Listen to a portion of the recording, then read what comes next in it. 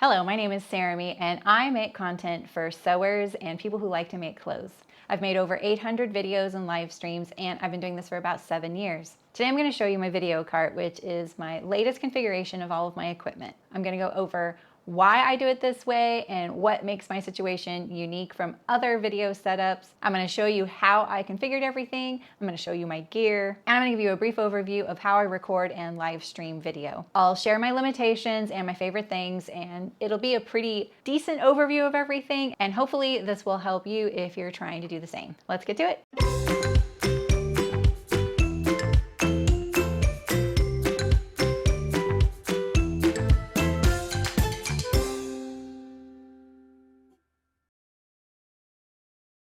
My video cart has 2 overhead camera options, 1 face cam, 3 lights, 1 overhead and 2 forward facing. It has a computer, a monitor, USB hub, mouse, keyboard, and plug strip. And there's only 1 cord leaving the cart to connect it to the power. It makes it super versatile for moving from station to station, and I have my other accessories on the bottom shelf. When I first started live streaming, there wasn't a whole lot of information for people doing live streams the way I was planning on doing it, which means that I wanted to do an overhead camera with picture-in-picture so you can see my face in the corner plus the surface that I'm working on. It's not to say that people weren't doing this, it was just really hard to find information about it since live streaming was really geared towards people who do things like game, and their second camera isn't a camera, it's their computer monitor. I fell in love with live streaming through gaming, and I thought it would be a really great way to share and help others with sewing by doing a live stream. I didn't know the first thing about it, but I set out to learn. I found more help in the comment sections of some of the videos because that's where people would say, hey, but what about this? And I'd say, that's what I'm trying to do too.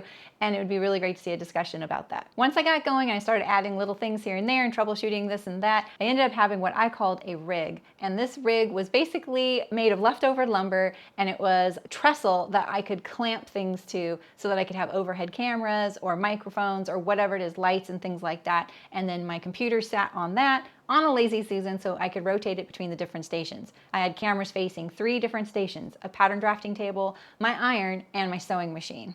I only used the face cam on the pattern table and the sewing machine because basically those faced each other and I could just rotate the camera around, and I just skipped it on the ironing board.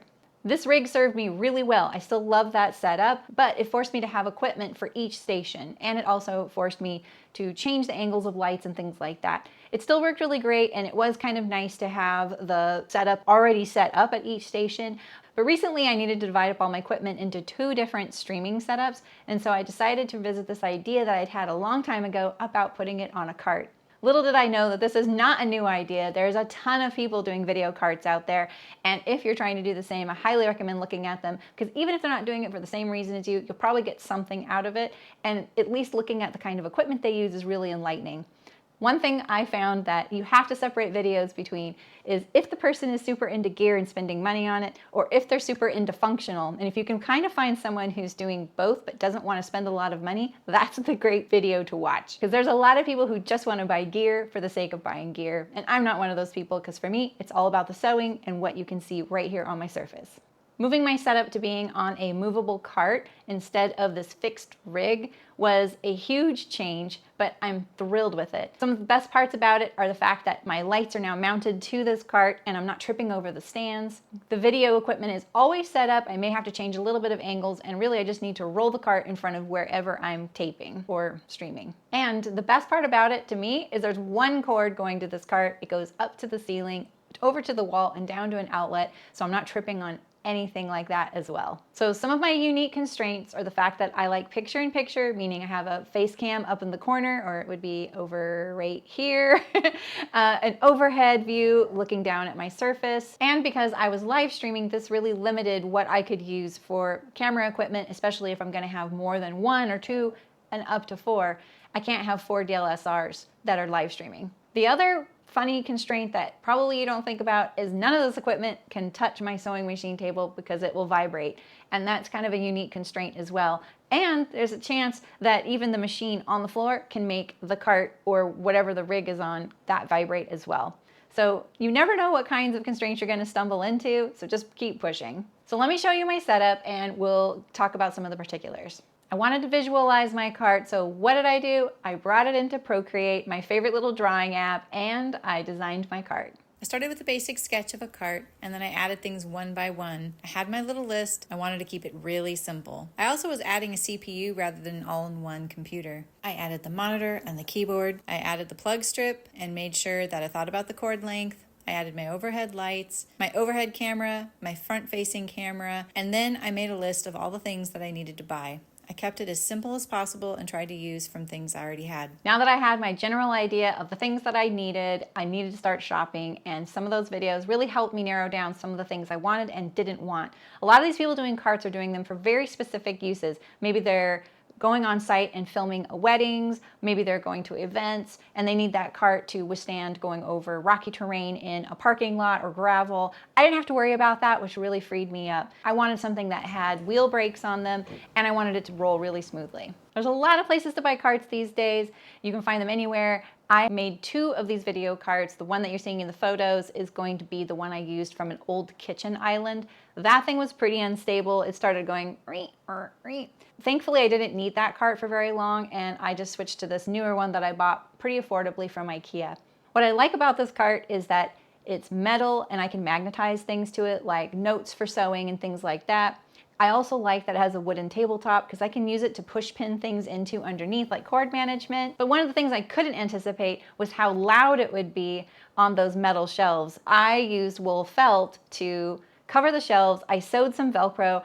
I used some sticky back Velcro left over from installing a window screen on our porch, and I was able to stick some wool mats onto the shelves, and the wool I got from my friend who was trying to get rid of it. This made a nice soft landing for all of my things. It made it quieter, and it also made things less slippery.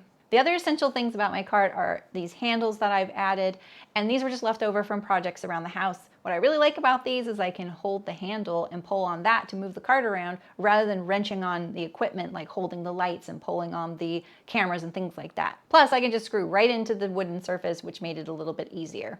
The other thing I needed to buy was a plug strip with a long enough cord that it could go all the way up into the rafters, across to the wall, and down into an outlet, and one that would allow me to move the cart around, spin it, and things like that. I think I got a 25-foot long cord.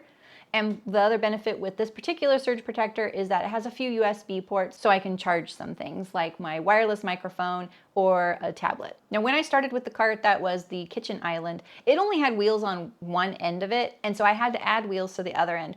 Logistically, this was trickier than it sounds because I needed to make sure that the wheel height was going to match the other side so that my cart wouldn't be at an angle. But I figured it out. I shortened the legs on one side. I put in barrels to each of these legs so then I could screw in the wheels that I found, and then I was able to make this a 4-wheel cart. One of the other essential pieces of my cart to make the cart are these drum clamps. This is something I learned in someone else's video, and they are taken from the music industry for drum kits. And what I love about these is that it has 2 holes on the back, and they're different diameters. One of them could work for my setup, but this is how I hold the poles of my lights and things like that to the cart, was with these little drum clamps, which are very affordable, very sturdy, and super satisfying to use. Hi. I'm gonna make my own little commercial in the middle of my own little video for me. I know that some of you probably need help figuring out your live streams or your video setups, or maybe figuring out how to use your equipment and your Streamlabs or whatever encoder that you're using, like OBS. And I would love to help you. But please understand that asking these questions in the YouTube comment section are a little trickier to answer because there's so many ways to describe things, and we may be thinking of different things when we're using different language from one another. So if you really want some help and you think I can answer your question, I encourage you to visit my website and book a consult, and I'll do my best to help you. You can even run your question by me and I can tell you beforehand, before you book, if it's something I can actually help you with. 9 times out of 10, it's an audio issue, I bet, so I understand that. So if you really want to be able to move forward with your journey and trying to figure out Streamlabs or live streaming or recording video, please value my time and book a consult, and I really appreciate it. Otherwise, I'll probably be pretty brief in the comments of this video. Thanks for understanding. And if you're interested in any of the things that I'm using today, they are going to be linked in the description, a lot of them with affiliate links. And if I don't have affiliate link, I'll just give you a link directly to the item, like the cart that I'm using. So you can find those links in the description by just tapping on the title of the video. So let's talk about some of the gear that I'm using. When I first started, and for like pretty much the last 7 years, I've been using these Logitech webcams. This is the 922C or the C922. Or similar to that. They're about $120 each, very affordable way to have multiple cameras, and they've served me really well. Now, when I wanted to upgrade, that presented a lot of issues. I actually bought cameras and then I couldn't use them because my computer didn't have the right plug-in for the cameras. So that is one cautionary thing. Anytime you're buying gear, make sure you can return it right away or that it's compatible, because I had no idea that I needed a USB-C port for all of the cameras that I'd bought. Taking me about a year and a half, a long and winding path. I finally started using these in the last month and I'm really happy with them. So currently I'm using the MX Brio. It is still a webcam because, like I said, first and foremost, I've been a live streamer and I record all of my content with these as well. About to get a lot better because these are higher quality. One of the things I didn't expect to happen with these is that it has a smaller field of view, which means that even fully zoomed out, it was still only showing about this much of the surface. I couldn't even get it to work on my pattern table. So I had to go into the camera settings in a different way and increase that field of view so that it was further away and then I could zoom in to where I wanted it. There's always some weird little thing going on with tech and you just got to keep troubleshooting and finding things and Googling. But make sure that you test your stuff out and it has a return policy as soon as you buy it. Now, I couldn't be anyone without these scissor arms. This is a ridiculously affordable little thing that has saved me so much aggravation. Nowadays, there's probably a lot more options for live streaming and camera holding and stuff like that. But if you need a camera to be able to be repositioned, especially if you need one overhead, this worked great. So it's a little clamp that goes on the table, so I could put it on the end of the table and then I put the scissor arm in there. I can clamp it to hold it, and then the camera goes to this end right here, and I can move this around and move this around. I've gone 7 years without really trying to delve into the photography and video world because it's pretty much infinite. One of the things I stumbled on while trying to research my video cart was this little guy here. And I can't remember if I saw it in a video or I just stumbled upon it while shopping for other equipment. And what I like about this is that this goes onto the end here of the scissor arm. And then this right here goes to the end of the camera right there. And this ball joint here makes it customizable for angles and things like that. Now this little guy is very affordable, but heavy. So if you're putting heavy cameras or heavy lights on top of these scissor arms, the scissor arm's really only going to be optimal for things that aren't too heavy. I mentioned the drum clamp here. This guy was very versatile. I just needed to make sure I had a screw that fit either of these holes to be able to go into it. I also bought some Loctite so that once I knew the position I wanted, I could make it semi-permanent if I felt like it was going to wiggle while it was on that screw. So far, these have been really stable and I haven't encountered that. On the wooden kitchen island, when I converted that, I just drilled a hole through the side, found the right screw and put it in there. For the metal cart, when I assembled it, I replaced some of the screws in the assembly with screws that fit with this and still worked in the hole of the cart. I got really lucky that they all lined up and I was able to assemble the cart with the drum clamps as a part of it. Very clean. Lastly, I did a lot of cord management. I have these little things called cord clamps. They're really nifty little guys. It's a magnet and it sticks onto a surface. Now this isn't going to hold a really, really heavy thing, and you're going to want to make sure that it works on the surface that you're sticking it to, but it's really great for guiding cords and kind of keeping them in where you want them. Or when I use my home machine here, I have the foot pedal under my machine right now, but I don't always have the machine here. It's against the wall at the back of the room, but I keep the cord and I clamp it here so that when I'm sitting here and I'm live, I can just grab that cord and plug it right in. The other kind of Velcro I found was this little like strap. It also sticks on and then it wraps around like this. So that's pretty handy as well. Again, light duty. It's not going to hold a heavy cord. It's really just a guide for the cords, and that really is nice to kind of keep things tidy. And of course, where would we be without Velcro or hook and loop? There's a lot of cord management with Velcro and hook and loop options. And obviously I'm using a ton of things like this, these straps, and sometimes I'll cut them down to smaller sizes, but these are really great and you'll see them all over my equipment. One of the other things I got to hold a camera was a mic stand, and I got that for overhead. When you think about how a mic stand is being used, if someone's standing there and using a microphone, there's an upright pole and then an overhead pole that comes towards the person so they can use the microphone. And on the one I bought, it had a lot of these little cord guides. So this came in various diameters that clipped onto the mic stand, and then my cord gets guided by these little clasps here, which is kind of nice. I don't have a whole lot of these. I only have the ones that came with the mic stand, but they're kind of useful. I use 2 different lights right now. I have Lume Cube lights, which are really great. They are RGB, and they also have temp control and brightness control and a little remote. One of the most important things with doing video is lighting. I rank it second after audio, and I rank video third. So if you're trying to up your game, go audio first, then your lighting, then your video. One of the most important things about lighting when you're recording is that you don't want it to flicker. And that's why you have to get certain lights when you're videoing so that it doesn't do that. So the Lume Cube lights were a huge investment for me. I was a bit desperate when I bought those because I was battling some fluorescent lights in the office that I was in. And so I needed something to combat that. And it really did work. And it warmed up the lighting in general and color corrected a lot of the fabrics that I was working with. I've been using these box lights for pretty much 7 years. They've been really great. They are very cumbersome, big items, so it is really nice to have them on the cart now so that they're way up high and out of the way. It came in a set of 3, 1 as an overhead and then 2 that were forward facing. For that particular light, it was very easy to remove the little tripod legs that sat on the bottom, so I could just pull those off and put them aside, and I have them in the garage. For the Lume Cube, I would have to do a lot more work to get this tripod leg situation off of the light, and I'm not really ready to break the light in order to do that, so I've strapped it to the cart instead. I did find that I could fold them all the way back onto themselves up the pole, which also saved me a lot of space. And the other little bit of gear that I use, I obviously have a computer and a monitor. I have my monitor on a Lazy Susan so it can rotate. I have speakers that are a little bit too cheap and kind of driving me crazy. And of course I have a keyboard and a mouse, but my keyboard currently is wired and I'm not sure it's long for this cart. I may have to go back to a wireless version. I also use a Rode wireless microphone and I love this thing. When I first got it, it had like a 7-hour battery life, which was really great. Now it's a little bit less, but boy, the quality is really great and it's really easy to use. The last little thing that might be helpful to someone that I'm not using is an iPad holder.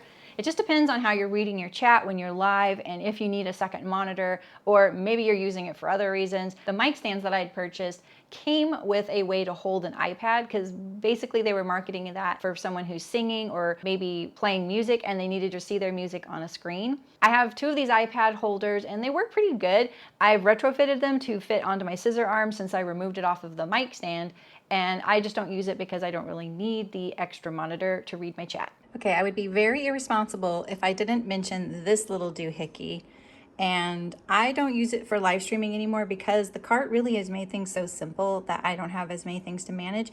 And I find that this is going to work better for editing video. This is called a Stream Deck. This is the smallest one. They have them with dials now, and I would probably consider getting one with dials for the stream because I'm hoping that that would be able to let me adjust lighting and things like that much easier than going into the menus while I'm live.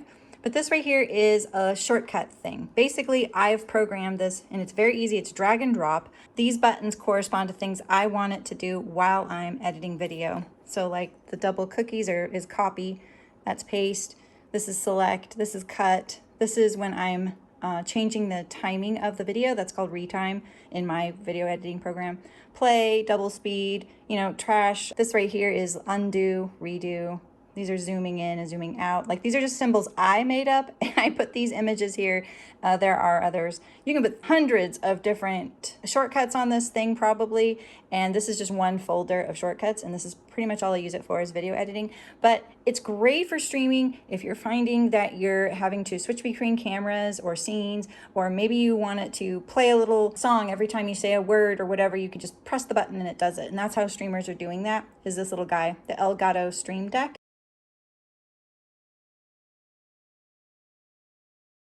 Lastly, I thought I would just give you a little bit of an overview of how I live stream and record video using the software that I use. Now remember, I came to this as a live streamer. I needed something that was going to render the video live as I was streaming. When you create a video, let's just say you record a video, you edit it, and now you want to upload it to whatever platform you want to have it viewed, like YouTube. you have to do something called render the video at the very end. And this just makes it so that the platform can read this video and show it to the world properly. Now, when you're live streaming, because it's going onto the platform that you're streaming to, it needs to render live as you're streaming. And so you have to use a third-party sort of system like Streamlabs or OBS in order to accomplish this. I use Streamlabs. I think OBS is a really great choice as well, and Streamlabs was based off of OBS. So this scene here where you're seeing just me and my little logo right here, this is my scene called Face, Face Only. Now I'm going to switch to showing you my computer so you can actually see the software that I'm using. So now I know this looks kind of crazy, and you can basically see this is my desktop right now. And now I've got Streamlabs open. And you can see that that scene that was on my desktop is kind of behind even when I move this around, right? And so it's kind of this concentric thing. It's kind of hard to explain, and it's just one of these things that when you start using it, you understand what's happening. But what I want you to look at is down here in this area here where these 3 sections are. That's where I'm going to show you what's happening. These right here are all scenes. What I choose for you to see, that is a scene. I can build it into whatever I want. So right here, you can see we're on the scene called Me and Computer. Right here, all the items that are making up this scene. So you can see this little logo right here. This is it right here. The computer right here, if I toggle this off, you're just going to see a black image now, because now I've toggled off the view of my desktop. That would be what a gamer does. So this right here, if I were a gamer and I was playing a video game and I wanted to show my computer monitor, this is what they would do. Now this is color source right here. This is just say I want to put a photo up on the screen and I don't want you to see that black background. That's what I would do. I would put the color behind it just to make it look prettier. Now here's my face cam right here. I can turn it on and off. The little logo I showed you here.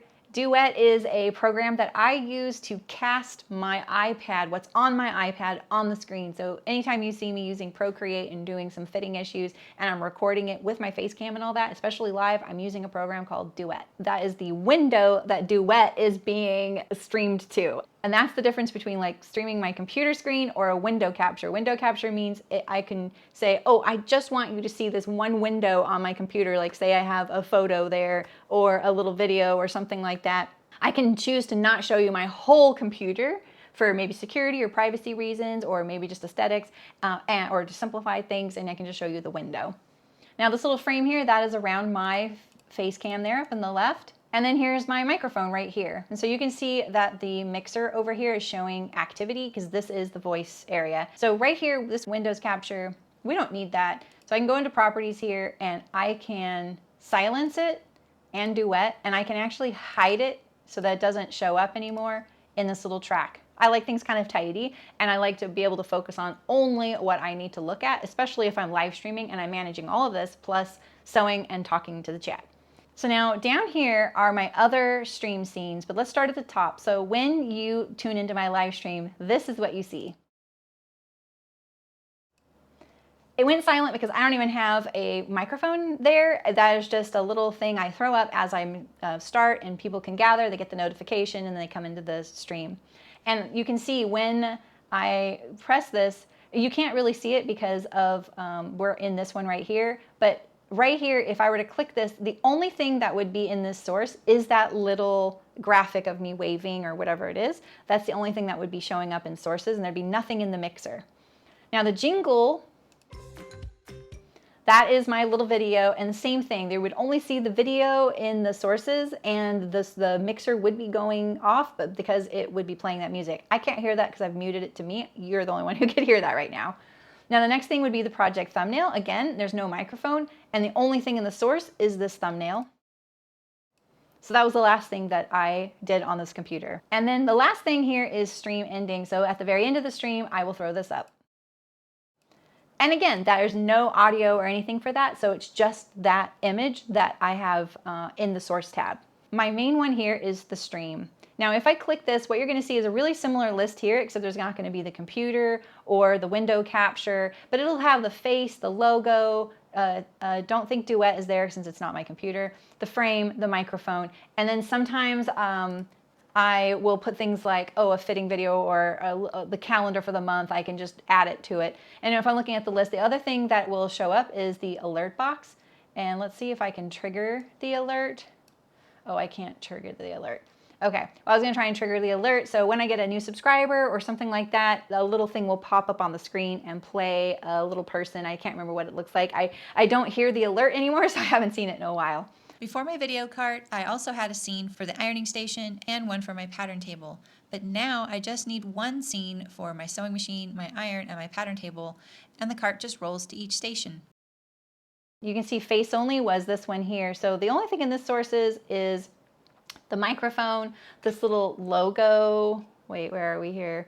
There's this logo and there's this logo right here and my microphone. And that's all that's in this one here. I have one here for cashmerette, but you can kind of see that there are no video sources. So we'll add some here. I had just recently redone this. I'm going to drag this below and we will position this. I wish you could see my screen right now.